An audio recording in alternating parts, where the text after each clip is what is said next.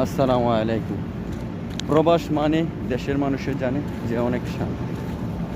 যারা প্রবাসে আছে আসলে তারাই জানে প্রবাস মানেটা কি। তারপরে আমরা দেশের মানুষের সুখের জন্য, দেশের জন্য আমাদের সব কিছু ত্যাগ করেও আমরা তাদের শান্তিতে দেখতে চাই। ওই শান্তির মাঝে আমরা খুঁজে পাই শান্তি। কিন্তু দেশের মানুষগুলো এটা বুঝতে পারে না যে আজ আমাদের জন্য এত কষ্ট করতেছে। আজ ওনারা যখন আমাদের মাঝে আসে, আমরা ওনাদেরকে কতটুকু ভালোবাসা দিতে পারি, কতটুকু আপ্যায়ন করতে পারি।